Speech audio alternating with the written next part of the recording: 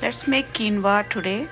So for this I took 1 cup of quinoa and added 2 cups of water and just put it in rice cooker. Just you cook the rice similar way and it should be good. Once it turns to warm, quinoa is ready to eat.